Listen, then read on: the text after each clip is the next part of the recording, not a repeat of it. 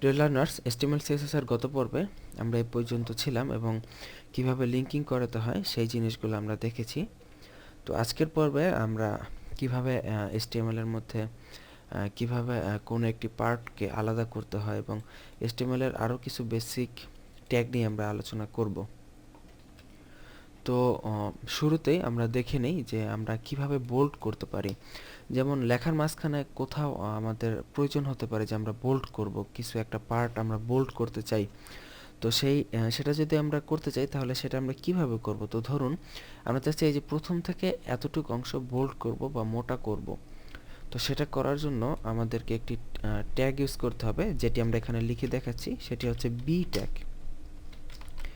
দুইটা উপায়ে আমরা বোল্ড করতে পারি। একটা হচ্ছে বি ট্যাগ ইউজের মাধ্যমে, এখানে দেখে নিন, আপনাদের দেখার সুবিধার্থে আমরা এখানে একবার লিখলাম। বি ট্যাগ ইউজের মাধ্যমে আমরা বোল্ড করতে পারি। আমরা যে অংশটুকু বোল্ড করব সেই অংশটুকু এই বি ট্যাগ দিয়ে ঢেকে দিতে হবে, মানে সেই অংশটুকুর আগে এই বি এর অর্ধেক লিখতে হবে এবং সেই অংশটুকুর পরে বি এর বাকি অর্ধেক লিখতে হবে। তো আমরা বি ট্যাগের মাধ্যমে বোল্ড করতে পারি। আবার আমরা যদি চাই, এখানে দেখিয়ে দিচ্ছি আপনাদেরকে, স্ট্রং ট্যাগের মাধ্যমেও বোল্ড করতে পারি। তবে সবচেয়ে বেশি স্ট্যান্ডার্ড উপায় হচ্ছে স্ট্রং ট্যাগের মাধ্যমে কোনো জিনিসকে বোল্ড করা। তো আমরা প্রথমে বি ট্যাগের মাধ্যমে আমাদের প্রথম লাইনটিকে বোল্ড করি। এটা কেটে দেই। দেখুন আমরা প্যারাগ্রাফের প্রথম অংশটুকু আমরা বোল্ড করতে চাচ্ছি, একদম শুরুর প্রথম অংশটুকু, জাস্ট এইটুকু।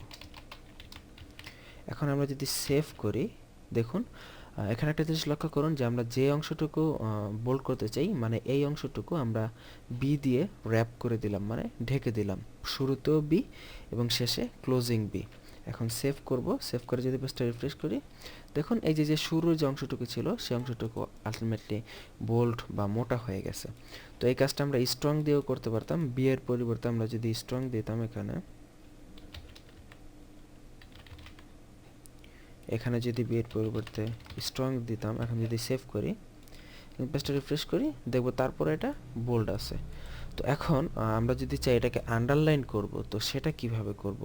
তো আন্ডারলাইন করার জন্য আমাদেরকে বেশি কিছু করতে হবে না, জাস্ট ইউ নামে ট্যাগ আছে, ইউ ট্যাগটা ইউজ করতে হবে আন্ডারলাইন করার জন্য। তবে এখানে একটি সতর্কতা আছে আপনাদের জন্য। খেয়াল করুন, আমরা ইউ ট্যাগটা ভেতরের দিকে ইউজ করেছি, মানে এই যে মাঝখানে যে আমাদের কন্টেন্টটুকু, সেই কন্টেন্টের সাথে আমরা ইউ ট্যাগ দিয়েছি এবং সেই কন্টেন্টের শেষেও মানে কন্টেন্টের শেষেও কিন্তু আমাদের ইউ ট্যাগটি ইউজ করতে হবে। তো এখানে একটু ভালোভাবে খেয়াল করুন যে এই কন্টেন্টের সাথে ইউ আছে এবং কন্টেন্টের শেষেও ইউ দিতে হবে।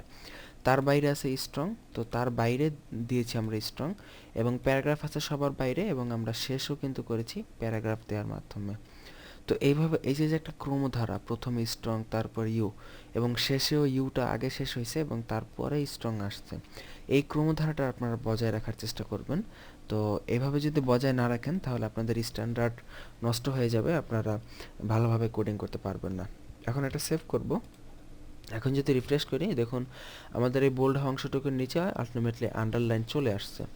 তো এখন আমরা চাচ্ছি যে এখান থেকে ধরুন এই যে একটুখানি যে পার্ট, এই পার্টটুকু আলাদা হবে, মানে একটু আলাদা দেখাবে। তো সেটা করার জন্য আমাদেরকে ব্লক কোড নামে একটি ট্যাগ ইউজ করতে হবে। ধরুন আমরা এখান থেকেই সেটাকে আলাদা করব।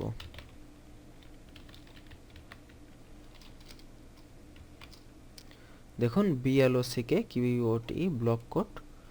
আমরা যতটুকু অংশ আলাদা করতে চাই, আমরা সাপোজ এতটুকু আলাদা করব। এখন সেভ করি। সেভ করে যদি পেজটা রিফ্রেশ করি, দেখুন আমরা যতটুকু অংশ আলাদা করতে চেয়েছিলাম ততটুকু অংশ এখানে আলাদা হয়ে গেছে। তো এইভাবে আমরা যদি কোনো প্যারাগ্রাফের মধ্যে কোনো অংশকে হাইলাইট করতে চাই বা এভাবে যদি আলাদা করে দিতে চাই, তো সেক্ষেত্রে আমরা এই ব্লক কোড, দেখুন এখানে এই যে ব্লক কোড আমরা ট্যাগটি ইউজ করেছি, সেই ট্যাগটি ইউজ করতে পারি। তো এখন আমরা হাইলাইট হওয়া অংশটুকু যদি ইটালিক করতে চাই বা যদি বাঁকা করতে চাই, বা হাইলাইট হওয়া অংশ হোক বা যে কোনো অংশই হোক, যদি আমরা ইটালিক করতে চাই, তাহলে আমরা জাস্ট এখানে আই নামক ট্যাগ ইউজ করব। দেখুন আই। তবে এখানে লক্ষ্য রাখুন যে আমি প্রত্যেকটা ট্যাগে শুরু করতেছি এবং শেষ করতেছি স্ল্যাশ দিয়ে। এটা কিন্তু HTML এর বেসিক নিয়ম, আমরা আগেও বলেছি। এখন যদি রিফ্রেশ করি পেজটা, দেখুন এই যে ব্লক করা অংশটুকু সেটি ইটালিক হয়ে গেছে এবং দেখতে কিন্তু বেশ সুন্দর লাগতেছে আগের থেকে। তো এখন আমরা যদি চাই এই টেক্সটটাকে আরও বড় করব, মানে এই মাঝখানের লেখাটুকু আরও বড় হবে, তো সেটা করার জন্য আমরা এখানে আরেকটি ট্যাগ ইউজ করতে পারি, সেটি হচ্ছে বিগ। বিগ ট্যাগ যদি আমরা ইউজ করি তাহলে এটি বড় হয়ে যাবে, আমাদের লেখাগুলো ফন্টগুলো বড় হয়ে যাবে। ফন্টের সাইজ রিফ্রেশ করি, দেখুন লেখার সাইজগুলো বড় হয়ে গেছে। তো এখন তার মানে এই প্যারাগ্রাফের মধ্যে আমাদের এই অংশটুকু বড় এবং দেখতে অন্যরকম লাগতেছে এবং সুন্দর লাগতেছে। এখন আমরা যদি চাই এই টোটাল অংশটাকে কোটেশন দিব, তো কোটেশন মানে কি, এখানে ব্র্যাকেট কোটেশন দিব। তো সেটা আমরা করার জন্য এখানে আপনাকে অ্যাড্রেস সাইন দিতে হবে এবং QUOT লিখে একটি কোলন বা সেমিকোলন দিতে হবে। তো শেষেও আপনাকে ঠিক সেম কাজটা করতে হবে, অ্যাড্রেস সাইন দিবেন, QUOT কোড দিয়ে সেমিকোলন দিবেন, তারপর সেভ করবেন। এখন যদি রিফ্রেশ করি, দেখুন আমাদের এই যে টোটাল যে পার্টটুকু, এখানে একটি কোটেশন আসছে, এখানে একটি কোটেশন চলে আসছে। তো আপনাদের চিন্তার কোনো কারণ নেই, আমাদের টিউটোরিয়ালের সাথে আমরা আপনাদেরকে HTML যে সিম্বলগুলো আছে, এই যে কোটেশন কিভাবে দিতে হয়, first bracket, second bracket, star, যোগ, বিয়োগ, গুণ, ভাগ, এই যে @ সাইন, তারপর বড় হাতের ABCD, ছোট হাতের ABCD, তারপর এই যে চিহ্নগুলো আপনারা এখানে দেখতে পাচ্ছেন, এগুলো কিভাবে HTML এ দিতে হয়, তার জন্য HTML এর কি কোড আছে, সবগুলোই কিন্তু আমাদের এই লিস্টে দেয়া আছে। আমাদের টিউটোরিয়ালের সাথে দেয়া লিস্টটিতে আপনারা এটা পাবেন। তো যেমন দেখুন এখানে আমরা যদি কপিরাইট চিহ্ন দিতে চাই তাহলে অ্যাড্রেস দিয়ে কপি লিখতে হবে এবং শেষে সেমিকোলন দিতে হবে, এটার নাম হচ্ছে কপিরাইট সাইন। তো যেমন আমরা ধরুন এখানে যদি সাপোজ আমরা এই আইটি বাড়ির আগে যদি আমরা অ্যাড্রেস দিয়ে COPY কপি এবং সেমিকোলন দিয়ে যদি পেজটা সেভ করি, এখন যদি রিফ্রেশ করি, পেজটা যদি রিফ্রেশ করি, দেখুন এই যে আইটি বাড়ির আগে এই যে একটা কপিরাইটের সাইন চলে আসছে। তো এইভাবে আমরা আমাদের প্রয়োজনীয় সাইন বা প্রয়োজনীয় কোটেশন আমরা নিয়ে আসতে পারবো HTML ট্যাগ ইউজের মাধ্যমে। তো আশা করি আপনারা বুঝতে পেরেছেন যে কিভাবে লেখা বড় করতে হয়, তারপর ফন্ট কিভাবে বড় করতে হয়, তারপর একটি লেখার মধ্যে থেকে আমরা বিশেষ কোনো পার্টকে কিভাবে হাইলাইট করতে পারবো, তারপর কিভাবে আমরা কোটেশন নিয়ে আসতে পারবো এবং বিভিন্ন যে সাইন আছে সেই সাইনগুলো আমরা কিভাবে আনতে পারবো। তো আশা করি এই যে ম্যাটারগুলো এই যে আপনাদের মাথায় ঢুকেছে এবং আপনারা বুঝতে পেরেছেন। অবশ্যই এখানে প্র্যাকটিস করতে হবে, প্র্যাকটিস ছাড়া কিছুই হবে না। এখানে আমি আপনাদেরকে আরও একটি জিনিস দেখাতে চাই, সেটা হচ্ছে অ্যাব্রিভিয়েশন ট্যাগ, মানে একটা লেখার সংক্ষিপ্ত রূপ। যেমন ধরুন আমরা www, এটাকে বলা হয় ওয়ার্ল্ড ওয়াইড ওয়েব। তো www সংক্ষিপ্ত ওয়ার্ল্ড ওয়াইড ওয়েবের সংক্ষিপ্ত রূপ হচ্ছে www। বা ধরুন আমরা হাইপারটেক্সট মার্কআপ ল্যাঙ্গুয়েজ, এই যে এটা হলো HTML এর পূর্ণরূপ। তো এখানে আমরা একটি কথা লিখব যেটা হবে HTML। এখন যদি সেভ করি, সেভ করে যদি পেজটা রিফ্রেশ করি, দেখুন এখানে HTML নামে একটি কথা চলে আসছে। তো আমরা চাচ্ছি যে হাইপারটেক্সট মার্কআপ ল্যাঙ্গুয়েজ এই ফুল কথাটা এখানে না লিখে শুধুমাত্র HTML কথাটা থাকবে এবং এটার উপর মাউসের কার্সার রাখলে HTML এর যে ফুল মিনিংসটা সেটা শো করবে। তো এটা করার জন্য আমাদের অ্যাব্রিভিয়েশন নামে একটি ট্যাগ ইউজ করতে হয়, সেটা হচ্ছে ABBR।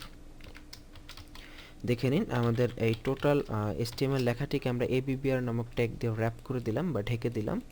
তো এখন এই ABBR এর মধ্যে একটি অ্যাট্রিবিউট ইউজ করতে হবে, সেটি হচ্ছে টাইটেল অ্যাট্রিবিউট। শুধুমাত্র ABBR নয়, আমরা ইমেজে তারপর এই যে আমাদের মানে লিঙ্কিং আছে, হাইপার রেফারেন্স যে ট্যাগ, সে ট্যাগে আমরা টাইটেল ইউজ করতে পারি বা যে কোনো জায়গায় আমরা টাইটেল অ্যাট্রিবিউট ইউজ করতে পারি শুধুমাত্র নাম দেওয়ার জন্য। তো HTML এর ফুল মিনিংসটা আমরা এখানে দিয়ে দিচ্ছি, হাইপারটেক্সট, আমরা একটু ভালোভাবে লিখি, হাইপারটেক্সট মার্কআপ ল্যাঙ্গুয়েজ। এখন যদি সেভ করি, এখন পেজটা রিফ্রেশ করি, দেখো এই যে HTML এর উপর এখন আমরা মাউসের কার্সার রাখলে নিচের দিকে দেখুন লেখা উঠতেছে যে হাইপারটেক্সট মার্কআপ ল্যাঙ্গুয়েজ। তো এইভাবে আমরা অ্যাব্রিভিয়েশন বা কোনো শব্দের সংক্ষিপ্ত রূপ ইউজ করতে পারি এবং যেটার উপর মাউসের কার্সার রাখলে ভিজিটর যিনি ভিজিট করবে সহজেই তার পূর্ণ মিনিংসটা পেয়ে যাবে। তো এইভাবে অ্যাব্রিভিয়েশন ইউজ করতে হয় বা HTML এ আপনারা সংক্ষিপ্ত রূপ দিতে পারবেন। তো HTML এ বেসিক কোডিং সম্পর্কে এবং টেক্সট ফরম্যাটিং সম্পর্কে আজকে আমরা অনেকগুলো জিনিস শিখেছি। তো এগুলো আপনারা বাসায় প্র্যাকটিস করবেন এবং আমাদের ভিডিও চলাকালীন অবস্থায় ভিডিওগুলোকে পজ করে রেখে রেখে আপনারা ফাইলগুলো প্র্যাকটিস করতে থাকবেন। তো এইভাবে দেখবেন, একটু প্র্যাকটিস করবেন। এভাবে করতে করতে দেখবেন একসময় আপনারা পেরে যাবেন এবং জিনিসগুলো আপনাদের মাথায় আলটিমেটলি চলে আসবে। তো ভালো থাকবেন সবাই। আগামী টিউটোরিয়ালের আমন্ত্রণ জানিয়ে এখানে আজকের মতো আমি বিদায় নিচ্ছি। আল্লাহ হাফেজ।